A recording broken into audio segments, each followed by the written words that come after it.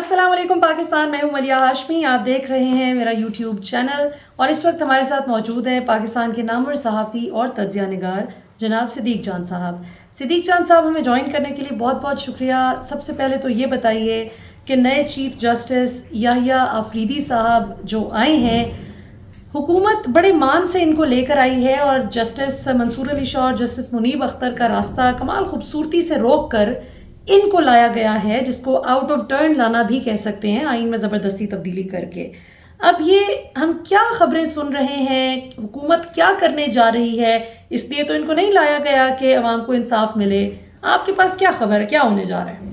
देखें, हुकूमत है बहुत ज़्यादा परेशान और हुकूमत को समझ नहीं आ रही कि वो आप किस तरह से इन तमाम चीज़ों को काउंटर करें। देखें, हुकूमत ने जितना बयानिया बनाया मंसूर अली शाह साहब के खिलाफ और मुनीब अख्तर साहब के खिलाफ, उसके बाद इन्होंने याहिया आफरीदी साहब को लगाया और अपनी तरफ से इन्होंने बैठ के और बड़ा अपनी तरफ से बहुत बड़ा फैसला किया कि याहिया आफरीदी साहब, और फिर उसके बाद याहिया आफरीदी साहब के फ़ज़ाइल भी बयान किए कि वो कितने अजीम जज हैं और इनकी वर्किंग बहुत ज़्यादा थी कि याहिया आफरीदी साहब जो हैं वो ये नहीं करेंगे, ये नहीं करेंगे, ये नहीं करेंगे। लेकिन अब तक याहिया आफरीदी साहब ने जितनी भी चीज़ें की हैं वो आउट ऑफ सिलेबस हैं। वो इनको इनके तसव्वुर में नहीं था, इनके वहमो गुमान में नहीं था कि याहिया आफरीदी साहब ये सब करेंगे। ख़ास तौर पे मंसूर अली शाह साहब की ये बात मानना कि फुल कोर्ट मीटिंग बुलाएं और मुनीब अख्तर साहब को वापस लाएं। अच्छा, उन्होंने कहा था कि आप फुल कोर्ट मीटिंग बुला के उस ऑर्डिनेंस को देखें। उन्होंने फुल कोर्ट मीटिंग भी बुला ली और मुनीब अख्तर साहब को वापस बुला के और पुरानी कमेटी को भी रिस्टोर कर दिया। फिर जिस तरह से उन्होंने ड्राइविंग सीट पे बिठा दिया है मंसूर अली शाह साहब को कि उनके वीएन को इम्प्लीमेंट कर दिया है, उनकी पॉलिसी को इम्प्लीमेंट कर दिया है। प्रेस रिलीज में एक बार जिक्र याहिया आफरीदी साहब के नाम का है और 3 बार मंसूर अली शाह साहब का है। और जिस तरह से उन्होंने उनको इज्जत दी, वो उम्रे पे हैं, वहां से उनको उन्होंने वीडियो लिंक पर लिया और इस चीज को लिखा कि वो वीडियो लिंक पर मौजूद थे और जिस तरह से उनको साथ रख रहे हैं। फिर जजेस जिस तरह से तमाम जजेस खड़े हो गए हैं। हुकूमत के लिए ना परेशानी की बहुत चीजें हैं। हुकूमत अब इस बात पे भी एक परेशान है कि जो काजी फाइज ग्रुप के जजेस थे, एडहॉक जजेस को माइनस कर दें, उनको तो निकाल बाहर किया ना याहिया आफरीदी साहब ने, फुल कोर्ट मीटिंग में घुसना ही नहीं दिया उनको। ये भी उनके लिए बड़ा धचका है। लेकिन उनके लिए, हुकूमत के लिए परेशान करने एक और चीज ये है कि जो काजी फाइज ग्रुप के जजेस थे वो भी याहिया आफरीदी साहब के साथ खड़े हो गए हैं। अच्छा, ये जो एक बयानिया बनाया जा रहा है ना कि मंसूर अली शाह ने चीफ मान लिया है याहिया आफरीदी को, मुनीब अख्तर साहब ने मान लिया है, ये नैरेटिव नहीं है। देखें, ये तो इनकी लड़ाई तो याहिया आफरीदी साहब के साथ थी ही नहीं। मसला तो उसका है जो, यानी ये बात तो जब ये इन्होंने आईनी तरमीम की तो सबको नजर आ गया ना कि मंसूर अली शाह साहब को इन्होंने नहीं बनाना। मसला तो है उनका जिनको असल में ये बनाना चाहते थे, अमीनुद्दीन खान साहब को, कि याहिया आफरीदी साहब इनकार करेंगे और अमीनुद्दीन खान साहब को हम बना देंगे। दूसरा, फिर इनको परेशानी अब ये है कि जो काजी फाइज ग्रुप है वो भी उस तरह से अब एक्टिव नहीं रहा, वो भी याहिया आफरीदी साहब के साथ जाते हुए नजर आ रहे हैं। अच्छा, एक ना फर्क है बहुत ज्यादा जो लोगों को समझना चाहिए। देखिए, काजी फाइज साहब जैसा घटिया, मकरू, नीच, गलीज, गुंडा, बदमाश कोई नहीं हो सकता। वो गुंडा था, वो बदमाश था, वो नंगा होकर सारी चीजें कर रहा था कि जो मेरा कर सकते हो करो, ये मैं कर रहा हूं। अब वो तो दफा हो गया, वो तो चला गया, उससे तो जान छूट गई। अब जो पीछे उसकी बाकियात हैं, जो उसका ग्रुप है, उनमें से कोई जज ऐसा नहीं है जिसके अंदर सियासी तौर पे लीड करने का, गंद करने का, सुप्रीम कोर्ट को कमजोर करने का वो उसके पास कोई वो सलाहियत हो, रिजॉल्व हो के एक होता है करनी है, नियत हो, इरादा हो, एक अलग चीज है। एक है कि आपके अंदर फिर पावर भी है, सलाहियत भी है उस चीज को एग्जीक्यूट करने की। वो एग्जीक्यूशन वाली चीज उनके अंदर नहीं है। सिद्दीक़ जान साहब, डोनट्स खाने का हर किसी का हौसला नहीं है ना। अब ये भी तो देखेंगे काजी साहब का जो इबरतनाक अंजाम है कि वो छुपते फिर रहे हैं एयरपोर्ट पे 2-3 घंटे, जो है वो पता ही नहीं चल रहा था, वो निकल ही नहीं रहे थे। जबकि दूसरी तरफ ऑन द कॉन्ट्रेरी सऊदीया में जितनी इज्जत जस्टिस मंसूर अली शाह साहब को मिल रही है, तो ये तो सबको नजर आ रहा है। देखें, मेरी बात ये है कि काजी फाइज साहब ना वो तो देखें जो मनाजिर आए हैं ना लंदन से मियां नवाज शरीफ साहब के, वो मैं तो कहता हूँ कि खौफनाक मनाजिर हैं। मैं ये कहता हूँ कि शरीफ खानदान के लिए भी इबरत है और पाकिस्तान में ओहदों पर बैठे हुए हर बंदे के लिए एक मैसेज है कि अगर आप अपने मुल्क के साथ नहीं चलेंगे, मुल्क के लोगों के जज्बात एहसासात का ख्याल नहीं रखेंगे, उनके वोट को इज्जत नहीं देंगे, उनके मैंडेट को इज्जत नहीं देंगे, तो फिर यही चीजें होंगी जो मियां साहब के साथ हो रही हैं। बिल्कुल। लेकिन अभी हम दोबारा उस पे आते हैं जो मैं बात कर रहा था काजी साहब के ग्रुप के जजेस की। देखिए, ये जो जजेस है ना, अब आप देखेंगे काजी साहब का ग्रुप कौन सा है सुप्रीम कोर्ट में, मतलब अमीनुद्दीन खान साहब, जमाल खान मुतखिल साहब और नईम अख्तर अफगान साहब, मुसरत हिलाली साहबा, ये 2 इडहाक जजेस को माइनस कर दें। अच्छा, मुसरत हिलाली साहब अभी नजर नहीं आ रहा है कि उस तरह से मतलब वो काजी साहब के وی این کو وہ جو کہتے ہیں سر آپ کا ہی وی این ہے, ان کی سوچ کو, ان کی اپروچ کو وہ لے کر چلیں گے, ممکن نظر نہیں آتا. یہ جو 3 ججز ہیں نا, امین الدین خان صاحب, جمال خان مندوخیل صاحب اور نعیم اختر افغان صاحب, ان میں آپ ایک چیز دیکھیں کہ جب قاضی صاحب چیف جسٹس پاکستان تھے بھی, تو جب امین الدین خان صاحب کو اور نعیم اختر افغان صاحب پہ مشتمل ایک بینچ کے سامنے انہوں نے ری کاؤنٹ والا کیس علی گور بلوچ صاحب کا لگایا تھا, تو ان 2 ججز نے علی گور بلوچ کی جو درخواست ہے, جو اپیل ہے, مسترد کر دی تھی. حالانکہ علی گور بلوچ صاحب تو بڑے کلیئر تھے, اور نون لیگ والے رسگلے ساتھ لے کر آئے ہوئے تھے, گاڑیوں میں رسگلے پڑے ہوئے تھے کہ ابھی فیصلہ ان کے حق میں آئے گا اور رسگلے تقسیم کیے جائیں گے. بات یہ ہے کہ جب اچھا وہ لگا, انہوں نے مسترد کر دیا علی گور بلوچ صاحب کی درخواست, قاضی صاحب نے وہ اپنے سامنے لگا لی. اپنے سامنے لگائی تو اتنی ہائی کریٹ ہو گئی کہ جیسے ہی سماعت شروع ہوئی تو نعیم اختر افغان صاحب نے قاضی صاحب کے کان میں کو بات کی. جب قاضی صاحب کے کان میں بات کی تو قاضی صاحب نے کیا کیا کہ قاضی صاحب نے دوبارہ کیس اسی 2 رکنی بینچ کے پاس ریویو بھیج دیا, ریویو پھر مسترد ہو گیا. تو کہنے کا مقصد یہ ہے کہ جب قاضی صاحب چیف جسٹس پاکستان تھے تب بھی ججز جب الگ بیٹھتے تھے تو ان کا ویو کچھ اور ہوتا تھا, ان کا معاملہ کچھ اور ہوتا تھا. لیکن جب قاضی جیسے غنڈے کے ساتھ بیٹھتے تھے تو ان کا پوائنٹ آف ویو کچھ اور ہوتا تھا. اچھا یہ بھی ویسے بڑے افسوسناک اور تکلیف دہ ہے کہ ججز جو ہے وہ انڈیپینڈنٹ ہر جج ہوتا ہے. دیکھیں ان ججز کے بارے میں, بلوچستان والے ججز کے بارے میں یہ جو رائے بن گئی کہ یہ قاضی صاحب کے ساتھ اس لیے دیتے ہیں کہ بلوچستان کی روایات ہیں کہ ہم نے اپنے بڑے کے ساتھ جانا ہے, یہ کو بات ہے کرنے والی. کیا سپریم کورٹ کے ججز اپنی خاندانی یا علاقائی روایات کے اوپر چلتے ہیں یا حلف کے اوپر اور آئین کے اوپر, قانون نہیں, اوپر سے بڑا بھی چیک کریں نا کہ انہوں نے قاضی صاحب نے بلوچستان کے جو مسنگ پرسنز کا مسئلہ ہے یا دیگر جو صوبے کی محرومیاں اور مسائل ہیں ان پہ کتنا انہوں نے اس کو پروب کرنے کی کوشش کی ہے. بالکل یہ بات آپ ٹھیک کہہ رہی ہیں, یہ بھی. اور اس نے تو مطلب آپ نے اگر قاضی فائزی صاحب, نعیم اختر افغان صاحب اور جمال خان مندوخیل صاحب کے بارے میں رائے جاننی ہو تو میری نہ جانے, یا ملیحہ کی نہ جانے, یا کسی اور کی نہ جانے, عمران ریاض خان کی نہ جانے, سمیع ابراہیم کی نہ جانے, صابر شاکر کی نہ جانے, مطلب ان لوگوں کی اب نہ جانے. آپ نے اگر ان کے بارے میں رائے جاننی ہے تو آپ علی احمد کرد کی جانیں. علی احمد کرد صاحب کا وہ میرے سامنے اس وقت نوٹ نہیں ہے, اگر ہوتا تو میں وہ نوٹ آپ کے سامنے پڑھ دیتا جو انہوں نے ان ججز کے بارے میں انہوں نے ایک نوٹ جاری کیا تھا کہ یہ بلوچستان کے جو ججز ہیں ان کے بارے میں ان کی کیا رائے تھی. تو بات یہ ہے کہ یہ بلوچستان کے ججز بلوچستان کے بارے میں کتنا ایک بات ہوتی ہے کہ کس طرح کے وہ بہادر لوگ ہیں, ریزسٹ کرنے والے لوگ ہیں, ایک اینٹی اسٹیٹس کو لوگ ہیں, سارا کچھ ہے.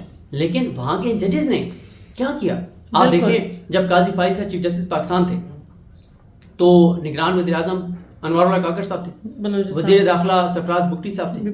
کیا کیا انہوں نے بلوچستان کے لیے, بلوچستان کے مسنگ پرسنز کے حوالے سے کیا کیا, وہاں کی محرومیوں کے حوالے سے کیا کیا, وہاں کے حالات, معاملات, امن و امان, ان چیزوں کے حوالے سے کیا کیا. بلکہ کاکڑ صاحب کی تو میں ایک ٹویٹ دیکھ رہی تھی, انوار اللہ کاکڑ صاحب نے جس وقت یہ بھارت کے فورن منسٹر صاحب تشریف لائے جے شنکر, تو ان کو بڑا پروٹوکول دیتے ہوئے انہوں نے ٹویٹ کی تھی کہ آپ کو پاکستان میں خوش آمدید.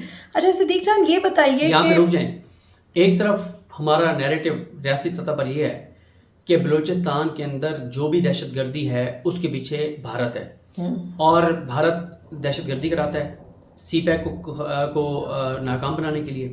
وہاں کی علیحدگی بند تنظیموں کے فنڈ جو ہے وہ بھارت دیتا ہے, پیسہ بھارت دیتا ہے, جو کچھ ہے اس کے پیچھے بھارت ہے. اور آپ بتا رہی ہیں, میری نظر سے نہیں گزرا یہ, اور مجھے یاد آ رہا ہے کہ بالکل یہ خبر آئی تھی کہ انوار اللہ کاکڑ صاحب جو ہیں وہ وہاں پہ ان کو ریسیو کر رہے تھے, ان کو ویلکمنگ ٹویٹ کی تھی انہوں نے. ویسے ہم یہ ناانصافیوں کا ذکر کر رہے ہیں اور دیکھیں کہ قدرت بھی لگتا ہے ناراض ہے ناانصافیوں پہ.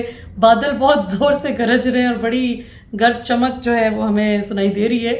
صدیق جان صاحب, اب آگے میں واپس سپریم کورٹ کے معاملے پہ آنا چاہوں گی.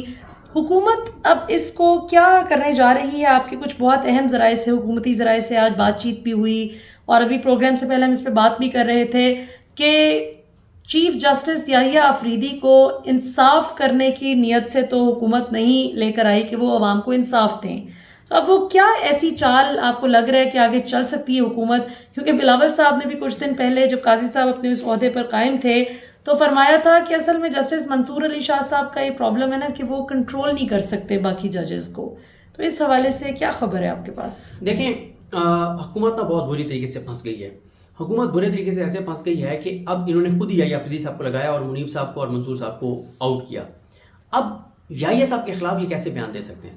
اور ان کو اس بات کا بھی پتہ ہے کہ یہ سپریم کورٹ میرا خیال ہے کہ بڑے عرصے بعد اتنی مضبوط ایک سپریم کورٹ بن کے سامنے آئے گی. یہ بات ان کو بھی سمجھ آ رہی ہے کہ یحییٰ افریدی صاحب دیکھیں نا, یحییٰ افریدی صاحب ہنڈے یا بدماش قاضی کی طرح نہیں ہیں جو اپنے ادارے کو کمزور کریں گے, بلکہ ادارہ تو اس وقت بے وقت ہو گیا ہے.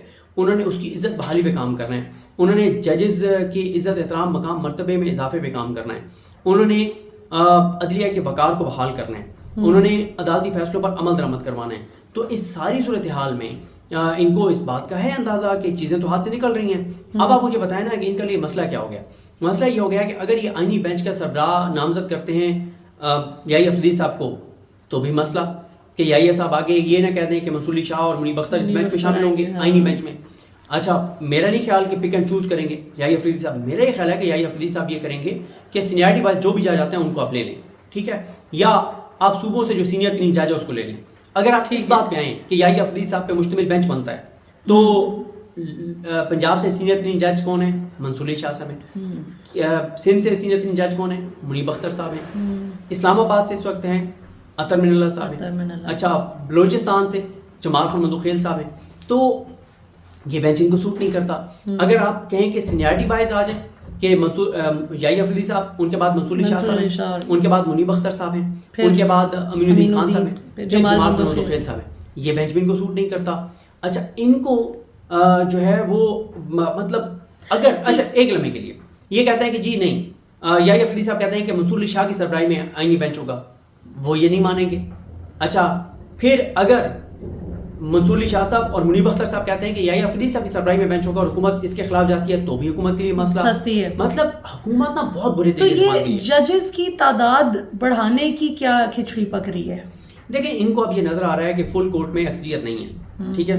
اب یہ چاہ رہے ہیں کہ یہ ججز کی تعداد بڑھائیں, اور ججز کی تعداد بڑھاتے ہوئے یہ کریں گے کہ یہ اپنے 5 جج ڈال دیں, 5 جج لیں, اور اس میں سے بھی ایک آدھ ہائی کورٹ سے جج لیں, باقی یہ جو ہے نا وہ ٹوٹل یہ 6 جج بڑھانا چاہتے ہیں.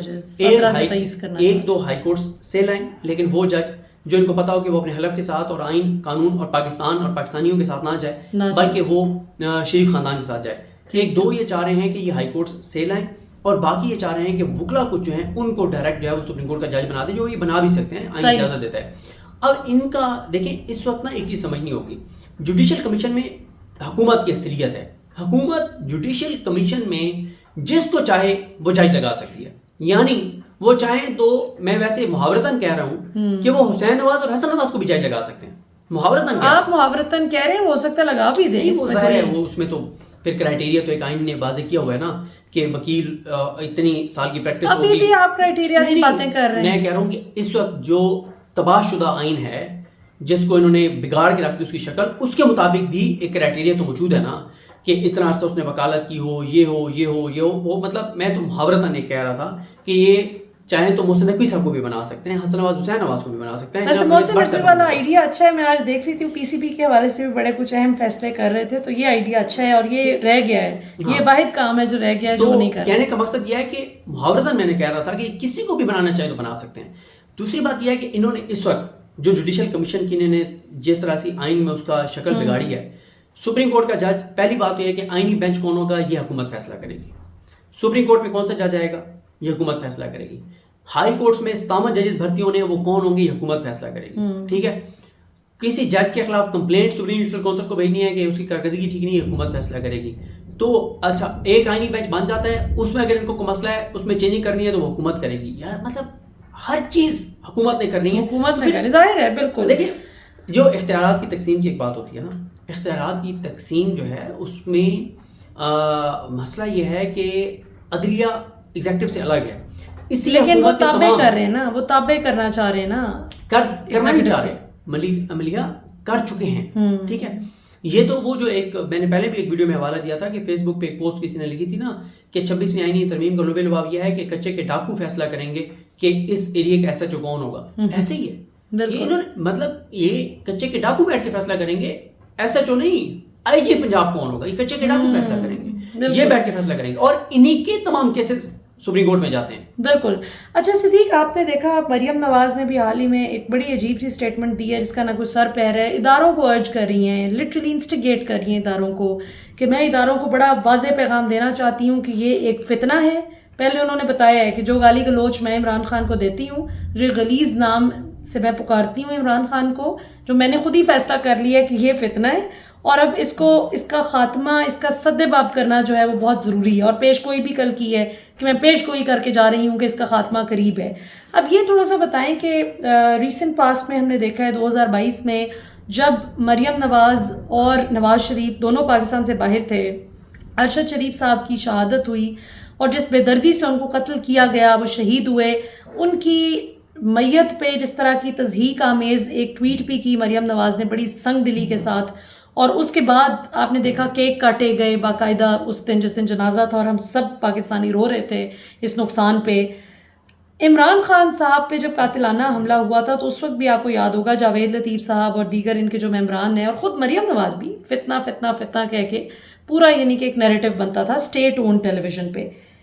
اب آپ کس طرح سے دیکھتے ہیں اس معاملے کو؟ اس وقت بھی خان صاحب پہ قاتلانہ حملہ ہوا تھا اور جو کن ٹوٹا سا وہ لے کے آئے تھے، اس نے کہا کہ میں نے اس کو مار دیا، بعد ازاں ان کو چینج کرنی پڑی تھی وہ ویڈیو، اور کیونکہ معجزاتی طور پہ اللہ نے خان کو بچا لیا تو انہوں نے کہا کہ جی اس کو چینج کریں، تو پھر اس نے کہا کہ میں مارنے لگا تھا۔ اس کو آپ کس طرح دیکھتے ہیں؟ خان صاحب کی زندگی کو خطرہ دیکھ رہے ہیں آپ؟ دیکھیں، عمران خان کی زندگی کو خطرہ تو ہے اور بہت زیادہ ہے۔ اس کی وجہ یہ ہے کہ دیکھیں میاں نواز شریف کو ٹھنڈ نہیں پڑ رہی۔ میاں نواز شریف، میں نے پہلے بھی بات کی تھی تو ایک ٹاؤٹ نے کہا میرے والے سے کہ جی ایک یوٹیوبر نے بات کیا ہے تو ایسی کوئی بات نہیں ہے۔ دیکھیں یہ جو میاں نواز شریف ہے نا، میاں نواز شریف کے بارے میں جو پرسیپشن بنائی جاتی ہے نا ٹاؤٹس کی جانب سے، یہ گھٹیا اور مکروہ کردار کی وجہ سے وہ غلط ہے۔ مثلا ان لوگوں نے ایک نیریٹو بنایا کہ میاں نواز شریف نے آئینی ترمیم کے حق میں نہیں ہے۔ آپ نے وہ دیکھا تھا شعر جو میاں صاحب نے پڑھا تھا کہ وہ کتنے خوش تھے؟ جی جی ٹھیک ہے، اور آئینی ترمیم کے لیے کیسے ڈگی میں ان کو لٹا کے گھسیٹ کے لائے تھے ووٹ ڈلوانے کے لیے، اور انہوں نے ووٹ ڈالا۔ جب تک ووٹ نہیں ڈالا ان کو باہر نہیں جانے دیا۔ تو وہ بل رضا یا بل جبر، وہ ان تمام چیزوں میں ساتھ ہیں۔ ٹھیک ہے، دوسری بات یہ میرا موقف یہ ہے کہ بل رضا ہے، بل جبر نہیں ہے۔ بل جبر شبر علی تو کوئی گل نہیں جی، پوری مرضی ہے میاں صاحب دی۔ ایک بات، دوسری بات یہ ہے کہ دیکھیں میاں نواز شریف جو ہے نا وہ اپنے اقتدار کی خاطر ہی وہی خاندان ہے جنہوں نے ماڈل روم میں 14 15 16 لوگوں کو بے گناہوں کو شہید کر دیا، منہ پہ گولیاں پڑی تھیں، اور ایک خاتون جو پریگننٹ تھی اس کے جبڑوں میں گولیاں مار کے شہید کیا گیا تھا۔ ٹھیک ہے، تو یہ وہ خاندان ہے جن کے نزدیک سب کچھ ان کا اقتدار ہے۔ تو عمران خان کی بالکل جان کو خطرہ ہے، اور مریم نواز وزیر اعلیٰ پنجاب ہیں، ان کے ماتحت افسران ہیں وہاں پہ اڈیالہ جیل میں، اور پھر وہ اداروں کو جس طرح سے کہہ رہی ہیں۔ آپ دیکھیں، اب ایک تو بات یہ ہے کہ آپ یہ دیکھیں کہ جب عمران خان پر قاتلانہ حملہ ہوا تھا تو اس سے پہلے ایک ویڈیو تیار کروائی گئی تھی توہین مذہب کا، توہین رسالت، وقار ستی وغیرہ، یہ سب ٹویٹس کروائی گئی تھی، پورا ایک ماحول بنایا گیا تھا، پی ٹی وی پہ چلوائی گئی تھی۔ تو یہ جو چیزیں ہیں تو خطرناک۔ اس کا مطلب یہ ہے کہ یہ تھوڑا سا ایک ماحول بنا رہے ہیں، اور رانا سنولا بھی اس بار ایک بار کہہ چکے ہیں کہ یا وہ رہے گا یا ہم رہیں گے، تیسرا آپشن کوئی نہیں ہے۔ اچھا، پی ٹی آئی کے وکلاء کو اس حوالے سے کیا کرنا چاہیے؟ پی ٹی آئی کے پاس کیا آپ کو لگتا ہے لیگل اور پولیٹیکل آپشنز ہیں جو وہ ایکسرسائز کر کے، کیونکہ اب یہ تو واضح طور پہ نظر آ گیا کہ مریم نواز کی حکومت کے انڈر ہیں وہ سارے جیل سمیت اڈیالہ جیل جتنے بھی پنجاب کے جیلز ہیں، اور اس میں ظاہر اڈیالہ جیل میں خان صاحب اس وقت مقید ہیں۔ پی ٹی آئی کو کیا کرنے کی ضرورت ہے؟ پی ٹی آئی کو کچھ بھی کرنے کی ضرورت نہیں ہے، جس طرح سے چل رہے ہیں وہ بہترین چل رہے ہیں۔ مطلب ظاہر ہے، اس لیے میں بات کر رہا ہوں کہ آپ کو پتہ ہے کہ پی ٹی آئی کے سوشل میڈیا پہ 20-25 اکاؤنٹس آج کل بہت ایکٹیو ہیں، جو ذرا کوئی سینسیبل بات کرتا ہے کہ پی ٹی آئی کو یہ کرنا چاہیے یا یہ نہیں کر رہے، تو ایک کمپین چل جاتی ہے کہ فلانا باریک واردات ڈال رہا ہے، فلانا ڈال رہا ہے، ایک تو باریک واردات والا اڑائی۔ لہٰذا میں سمجھتا ہوں کہ پی ٹی آئی زبردست کام کر رہی ہے، بہت شاندار کام کر رہی ہے، اور اسی طرح سے ان کو کام کرنا چاہیے۔ اس پہ اتنا ہی میں کہوں گا۔ خان صاحب کو اس سے فائدہ ہو رہا ہے یا نقصان ہو رہا ہے؟ خان صاحب کو بہت فائدہ ہو رہا ہے، پارٹی بہت زبردست چل رہی ہے، بہت اچھا کام کر رہے ہیں۔ دیکھیں نا، وائٹ پیپر قاضی فائزہ کی ناانصافیوں پہ جاری نہیں کیا، 9 مئی کے 2 مہینے 8 دن تک جج نہیں تھا، آج تک کسی نے اس پہ بات نہیں کی۔ 9 مئی میں اعجاز چودھری، یاسمین راشد، عمر سرفراز چیمہ کی کب سے بیلیں پینڈنگ ہیں، کبھی نہیں بتایا۔ اے ٹی سی کا قانون کیا کہتا ہے اور اس قانون کی خلاف ورزی ہو گئی ہے، انہوں نے کبھی نہیں بتایا۔ انہوں نے کبھی سپریم کورٹ میں اس پہ پیٹیشن نہیں کی کہ کس طرح سے اے ٹی سی کے ججز کو نہیں لگایا گیا، جو لگایا گیا انہوں نے کس طرح سے غیر آئینی غیر قانونی فیصلے کیے، کبھی نہیں انہوں نے وہ کیا۔ یہ جو کچھ ان کے آئینی ترمیم کے پورے پروسیس میں ان کے کس ایم این اے کے گھر پہ کیا کچھ ہوا، چادر چار دیواری کا کیسے تقدس پامال ہوا، یہ سپریم کورٹ نہیں گئے، کوئی انہوں نے کوئی वाइट पेपर जारी नहीं किया, कोई इंग्लिश में इन्होंने प्रेस कॉन्फ्रेंस नहीं की, कोई इंटरनेशनल मीडिया को उन्होंने बताया नहीं है। तो ये बड़ी अच्छी चीज़ें हैं जो पीटीआई ने की हैं, मैं समझता हूँ ये बहुत ज़बरदस्त इन्होंने काम किया और इसी तरह से इनको काम करना चाहिए। अभी जो खान साहब की मुलाकातें भी हुई हैं और एक अजीब ही खिचड़ी चल पड़ी है, कुछ समझ नहीं आ रहा कि कौन फेवर में है कौन अगेंस्ट है, इस मामले में आप क्या देख रहे हैं? खान साहब को सही इन्फॉर्मेशन पहुंच रही है? देखिए बात यह है कि इन्फॉर्मेशन तो उनको अखबार बंद कर दिया गया, टीवी बंद कर दी गई, बिजली काट दी गई, ठीक है। उनका अखबार इसलिए बंद किया गया कि आपको पता है कि डॉन में हर चीज़ रिपोर्ट हो रही होती है जो खान साहब तक जा रहा होता है कि इंटरनली क्या चल रहा है, नाकामियाँ क्या हैं, सारी चीज़ें। तो वो इसलिए उनका अखबार बंद किया गया और कुछ पीटीआई में बहुत लोगों को इसका फ़ायदा हुआ है कि इमरान खान से राब्ता मुनक़ता हो गया था और कोई इन्फॉर्मेशन नहीं पहुँच सकी। अब खान साहब जो है ना उनके लिए भी एक बड़ी मुश्किल सूरत हाल है, यानी इमरान खान क्या करे, क्या अंदर से बैठ के एक ऐसे वक्त के ऊपर जब लड़ाई बड़ी लड़नी है, क्या इमरान खान अंदर से बैठ के पार्टी के 8-10 लोगों को फारिग कर दे?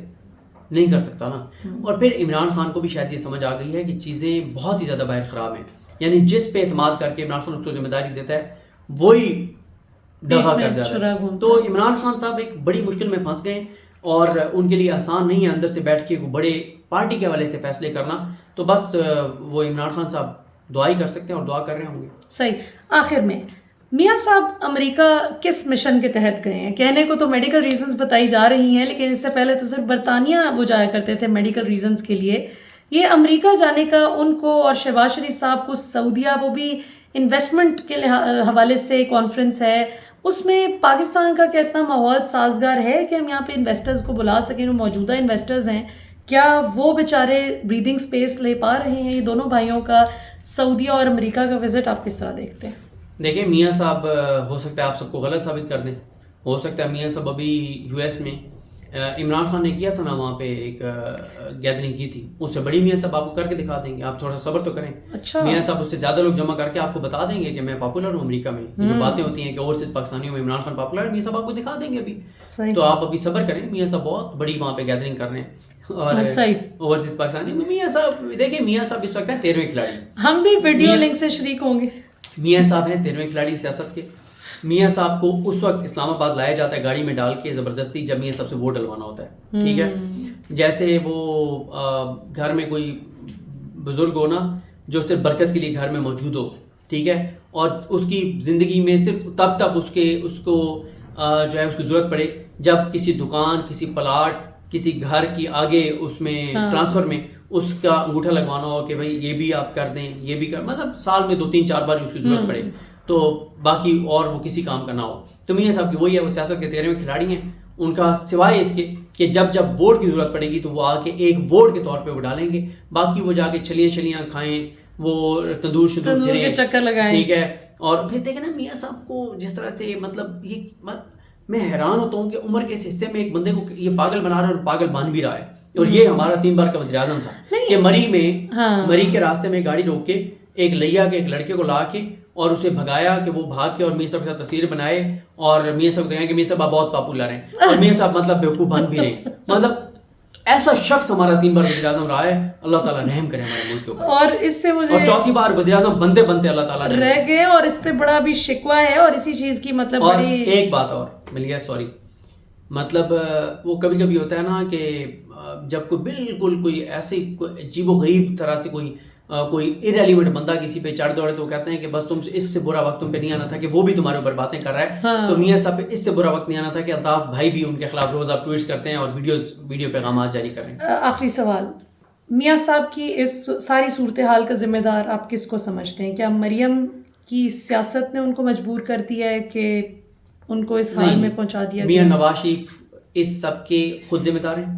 जो चीज़ें वो मियाँ साहब के कॉन्सेंट से हैं, मियाँ साहब अपनी मर्ज़ी से सब कुछ कर रहे हैं। उन्होंने डील इसी बात पर की है कि मेरी बेटी जो MP का इलेक्शन महज शराफत से हार गई थी उसको वज़ीर आला पंजाब बना दें, उसको इक़्तिदार दे दें।